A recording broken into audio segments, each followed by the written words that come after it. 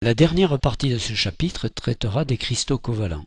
On peut indiquer que parmi les cristaux covalents, on va trouver des corps simples dans lesquels forcément on n'a qu'un type d'atome, et ces atomes-là seront liés entre eux par des liaisons covalentes, ces liaisons covalentes pouvant être simples ou multiples. Et bien entendu, la structure cristalline que l'on va observer dépendra de la valence des atomes considérés. J'ai mis de la valence de l'atome, c'est un seul type d'atome qui va se présenter tout le long. On étudiera trois cas particuliers, trois cas intéressants. D'abord, le carbone sous la forme diamant et sous la forme graphite, et puis le sélénium qui est un atome divalent. On va commencer par le diamant. Le diamant, on sait qu'il est constitué uniquement d'atomes de carbone hybridés en sp3, c'est-à-dire que chaque atome de carbone va se lier de façon simple, va former une liaison sigma avec 4 autres atomes de carbone. Ceci nous conduira, par le fait qu'il y a des angles 109 degrés 28 minutes, à une structure tridimensionnelle, et le fait que chaque atome soit relié à 4 autres atomes par le biais d'une liaison sigma carbone-carbone qui est relativement solide, qui est même assez solide, eh bien, va conférer une grande dureté au diamant, et on sait que le diamant, c'est le composé le plus dur connu sur la Terre. Voilà grosso modo à quoi ressemble une maille de diamant. Ceci étant, on va rentrer un peu plus dans le détail pour comprendre, pour mieux cerner ce qu'est la maille de diamant. On va donc d'abord commencer par remarquer que dans le diamant, il y a les 14 positions occupées dans le CFC, c'est-à-dire qu'on va retrouver les 8 sommets que j'ai marqués en rouge comme ceci. Celui-là, celui-là, celui-là, celui-là, ces 7 ne posent pas de problème majeur. En revanche, vous voyez que le 8e est tout petit et masqué là-bas derrière. Les 6 centres de face sont marqués en bleu. Alors les 6 centres de face, 1, 2, alors on peut dire à droite, en bas, en avant, à gauche, en haut, et en revanche vous voyez que celui qui est en arrière est masqué par celui-là, donc on le voit très légèrement. Et ensuite, donc on a pour l'instant indiqué 14 atomes, il en reste 4, eh bien les 4 derniers vont se placer dans la moitié des environnements tétraédriques qui sont présents dans une maille cubique face centrée. On se rappelle que dans une maille cubique face centrée, on a un site tétraédrique à partir d'un sommet et des 3 centres de face qui concourent à ce sommet. Alors ici, on dit qu'on va avoir le site tétraédrique à partir de ce sommet qui est occupé, le site tétraédrique à partir de ce sommet qui est occupé. On a donc 2 sites tétraédriques croisés comme ceci, et les 2 autres sont dans le complément, c'est-à-dire qu'on va avoir ici le site tétraédrique à partir de ce sommet et le site tétraédrique à partir de ce sommet. Voilà donc les 4 sites tétraédriques qui sont occupés. On va pouvoir ainsi calculer le nombre d'atomes par maille. On a dit 8 sommets, 8 fois un huitième. On a dit 6 centres de face, 6 fois un demi, et on a dit 4 dans les sites tétraédriques qui sont entièrement à l'intérieur de la maille. Donc voilà, cela nous conduit à 8 atomes par maille. On peut par ailleurs indiquer que le contact, pour déterminer la relation entre A et R, on va rappeler que le contact s'établit entre un sommet et le centre d'un site tétraédrique. C'est ici, c'est ici, c'est ici ou c'est ici. Or, on sait que la distance entre le centre d'un site tétraédrique et un sommet, c'est A racine de 3 sur 4. Donc on va dire que A racine de 3 sur 4 égale 2R, comme ceci. C'est-à-dire, si on veut exprimer R, ça nous fait R égale A racine de 3 sur 8. Et, petite remarque importante, c'est le fait que 2R, c'est la longueur de la liaison ici, En réalité, ces deux atomes sont en contact et on dit que la longueur de la liaison, c'est 2 fois le rayon covalent. Ou pour être plus précis, la longueur d'une liaison AB, c'est rayon covalent de A plus rayon covalent de B. Ici, comme les deux atomes sont identiques, on va dire que la longueur de la liaison, c'est égal à 2R, c'est-à-dire que c'est égal à A racine de 3 sur 4. Forcément, puisque les atomes de carbone sont tous hybridés en sp3, on a dit qu'ils étaient liés, chacun était lié à 4 autres atomes, et la coordinance est nécessairement de 4. On va donner des éléments pour calculer la compacité. En réalité, la compacité, on va la calculer, mais on va également donner des éléments pour calculer la masse volumique. Alors, les éléments déjà acquis, nombre d'atomes par maille, c'est 8, ce qui revient à dire que le volume occupé, ce sera 8 fois 4 tiers de pi R3. Par ailleurs, on a établi que A égale 8R sur racine de 3. On est bien d'accord, on avait exprimé R égale A racine 3 sur 8, c'est bien équivalent à ceci. Donc lorsqu'on va faire le volume de la maille qui est forcément égal à A au cube, eh bien ça va nous faire ceci au cube, le voilà. D'où la compacité, qui va être facile à calculer, volume occupé, volume de la maille.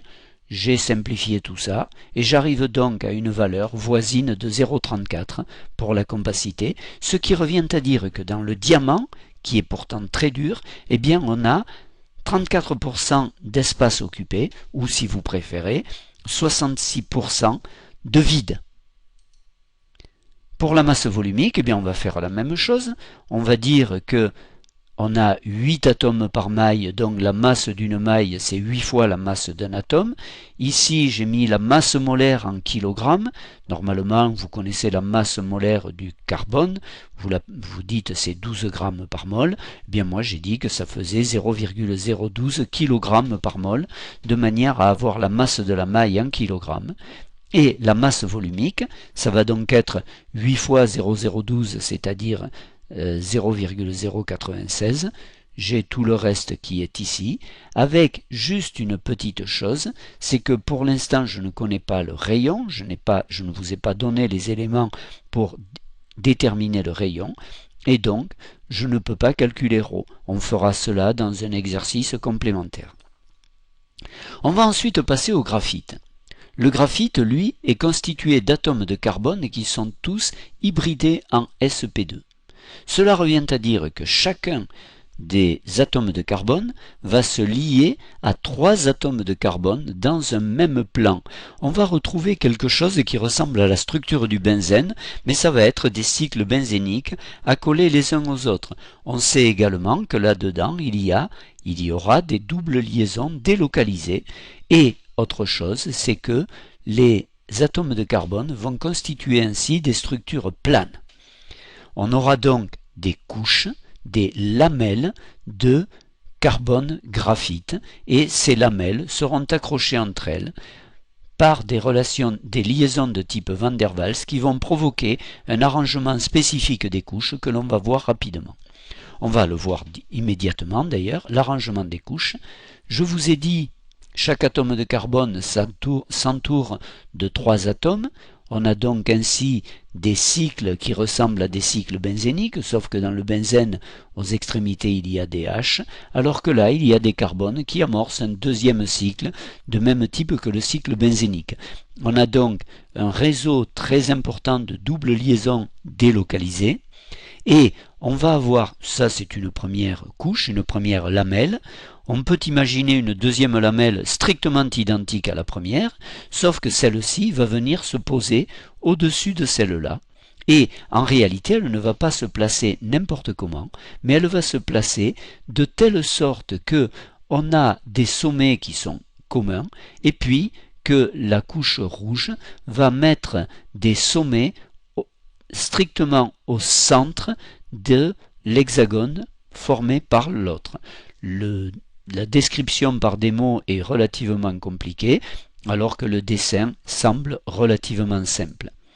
Et donc, en réalité, pour obtenir une maille, ce que l'on va faire, c'est prendre un ensemble d'atomes dans la couche noire ici, un ensemble d'atomes dans la couche rouge, et on va reproduire la couche noire parce qu'on a une succession 1, 2, 1, 2, 1, 2, et donc on aura deux couches noires et entre les deux une couche rouge, puisque la couche noire va se répéter quand on aura donc une couche noire, une couche rouge disposée comme ça par rapport à la noire, puis de nouveau une couche noire disposée bien entendu strictement à la verticale de la première couche noire. Voilà cerclé ce qui pourrait constituer une maille. Vous voyez que si on prend ceci, on dira là, là, là, là, là et là, il y a un atome de carbone noir au niveau 0 et au niveau 1. Il y a également ici, ici, ici et là, un atome de carbone rouge au niveau 1,5. Eh bien, tout cela va nous donner une représentation de la maille. Vous voyez les atomes de carbone niveau 1, niveau 0, et puis les atomes de carbone au niveau 1,5. Ceux-ci seraient les noirs, et ceux-ci seraient les rouges. Voilà les noirs comme ceci, les rouges à mi-hauteur. Eh bien, à l'intérieur d'une couche, on retient qu'on a des liaisons covalentes dont on sait qu'elles sont partiellement doubles, puisqu'on a des doubles liaisons délocalisées, mais en revanche, entre les couches, on a des liaisons de type Van der Waals, c'est-à-dire des liaisons intermoléculaires.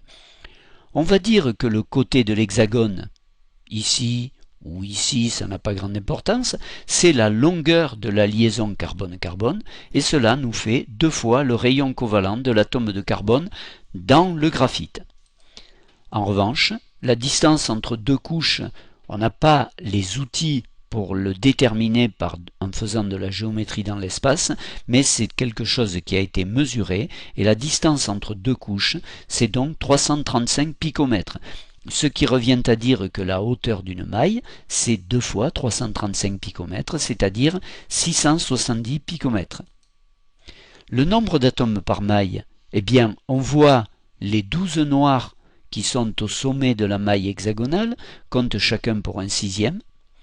Les 3 qui sont au milieu des arêtes comptent chacun pour un tiers. Et celui qui est au milieu de la couche médiane compte entièrement. Donc 1, j'ai mis 1, j'aurais dû mettre 1 fois 1, ça ne change pas grand chose au résultat, mais donc ça nous fait 2 plus 1, 3 et 1, 4 atomes par maille. On va se donner des éléments pour calculer, cette fois on va calculer ni la compacité ni la masse volumique, mais on va se donner des éléments pour faire ce calcul. On va d'abord utiliser bien entendu les éléments déjà acquis. On a 4 atomes par maille, donc le volume occupé c'est 4 fois 4 tiers de pi R3. Le volume de la maille, cette fois-ci, attention, ça va être la surface de l'hexagone que multiplie la hauteur. Or, on sait que la surface de l'hexagone, c'est la surface de 6 triangles équilatéraux de côté 2R. On a vu précédemment qu'un tel triangle avait comme surface R carré racine de 3. Comme il y en a 6, ça nous fait 6R carré racine de 3, d'où le volume de la maille, c'est 6R carré racine de 3 surface de l'hexagone que multiplie la hauteur, c'est-à-dire 335 que multiplie 2. Si je mets R en picomètre, eh bien ça va me faire un volume en picomètre au cube. Comme ici, si je mets R en picomètre, ça me fera un volume R en picomètre au cube. Quand je vais calculer la compacité, il suffit d'avoir la même unité dans les deux, quelle que soit cette unité, pour arriver à obtenir un résultat convenable. Et ici, on ne connaît pas R, donc on ne peut pas simplifier. Ici, ça n'est pas R carré, autrement ça pourrait se simplifier, c'est R au cube. Comme ici, il s'agit d'une erreur que je vous demande de prendre en compte, c'est 16 tiers de pi R au cube divisé par ceci avec R au carré. Donc le R ne se simplifie pas, et donc pour faire le calcul, il faut connaître R. Pour calculer la masse volumique, on utilise la masse de la maille. Cette fois-ci, la masse de la maille, c'est 4 fois la masse d'un atome. On a vu tout à l'heure que la masse d'un atome en kilogrammes, c'était 0,012 divisé par le nombre d'Avogadro. Et donc la masse volumique, comme ceci. Vous voyez ce que j'ai fait, c'est que j'ai mis ici un coefficient 10 puissance 12 au cube, tout simplement pour passer des picomètres moins 3 à des mètres moins 3. On va maintenant passer au tellure. Le tellure, je vous ai dit que c'était un élément divalent, c'est-à-dire qu'il est susceptible de former des longues chaînes. Voilà les chaînes de tellure comme ceci. Et ce qu'il va se passer, c'est que ces longues chaînes vont s'agglomérer en hélice en formant des liaisons de Van der Waals et vont donner ainsi une structure solide dont l'enchaînement est beaucoup moins régulier que celui des mailles cristallines qu'on a pu voir jusque-là. On peut avoir aussi des solides moléculaires. Ces solides moléculaires sont obtenus en refroidissant n'importe quel composé sous sa température de fusion ou de sublimation. En effet, quel que soit le composé, si on abaisse suffisamment la température, eh bien on va pouvoir le ramener à l'état solide. La structure de ces solides est affectée par la possibilité de former des liaisons intermoléculaires plus ou moins fortes. On va voir ici deux exemples qui sont particulièrement répandus dans la nature. D'un côté, l'eau, dans laquelle on a des liaisons intermoléculaires fortes, puisque l'eau, on le sait, forme des liaisons hydrogènes. Et puis le CO2, qui est une molécule apolaire, le gaz carbonique, qui est une molécule apolaire, dans laquelle les seules interactions que l'on observera seront des interactions de London, qui malgré tout sont beaucoup plus faibles que les liaisons hydrogènes. Si on considère donc l'eau, on a dit que l'eau peut former des liaisons hydrogènes, mais chaque molécule d'eau peut former deux liaisons hydrogènes avec deux molécules voisines.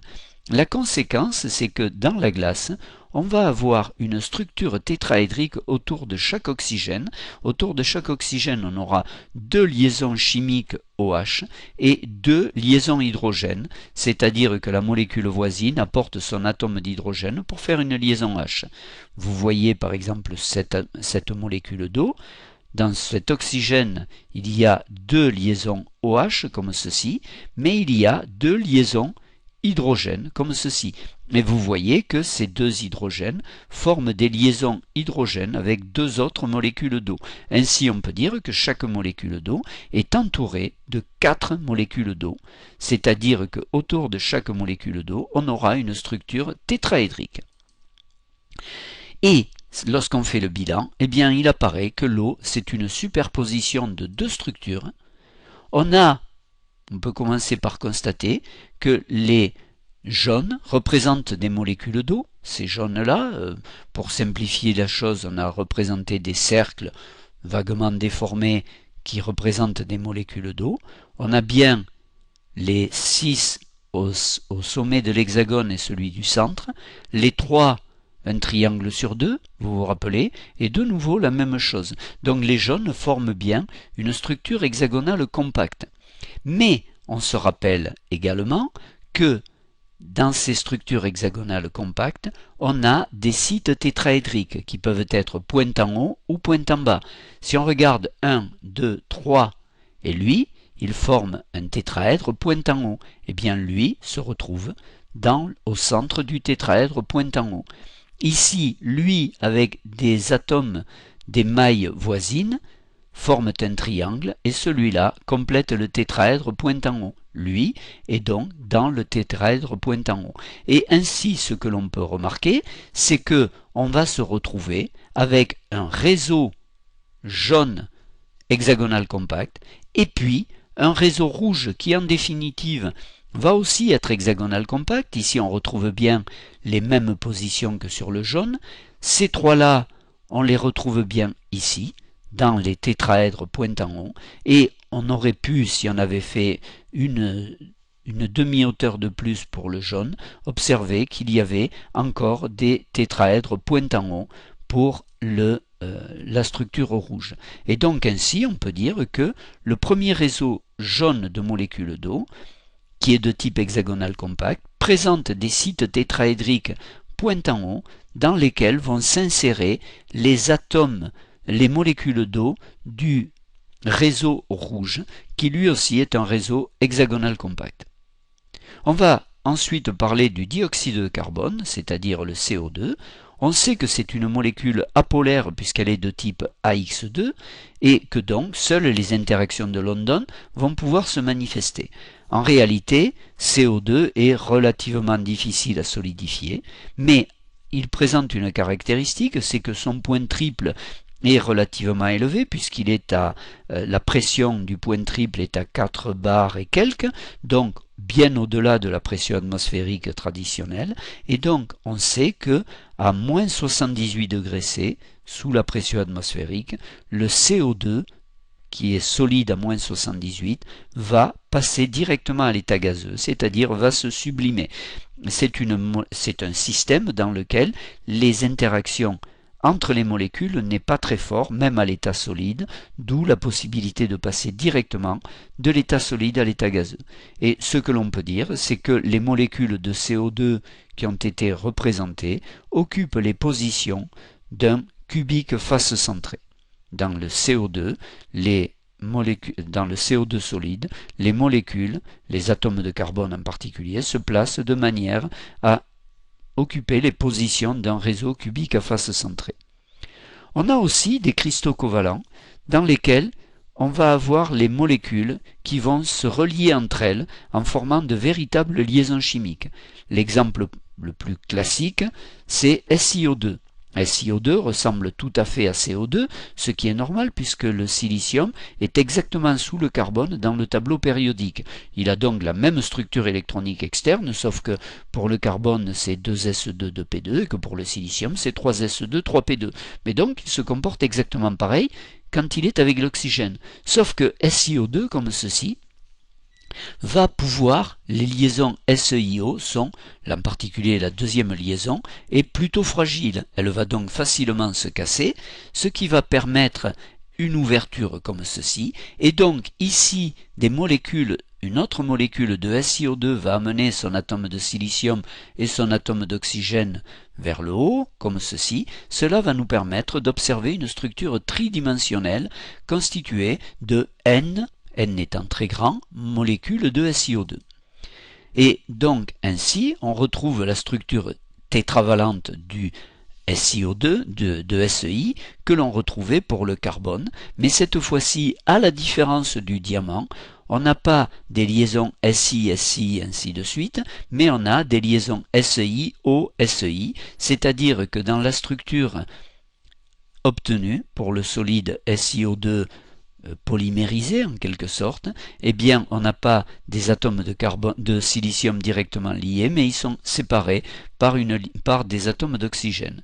Et donc ce que l'on peut dire, c'est que dans la cristobalite, c'est-à-dire le SiO2 indice N solide, eh bien les atomes de silicium occupent des positions analogues à celles du carbone diamant, mais bien entendu c'est beaucoup moins dur parce qu'on a des liaisons SiO qui sont relativement fragiles. On va terminer en disant un petit mot sur les composés amorphes. Certains composés, lorsqu'on les refroidit, vont se solidifier. Mais ils vont se solidifier sans donner lieu à l'établissement d'une structure régulière. On va donc avoir des composés qui ne présentent aucune structure, aucune maille élémentaire. Ces composés-là sont en général des composés à basse température de fusion. Ils sont le siège de liaisons intermoléculaires type Van der Waals pas très fortes et leur étude est relativement limitée.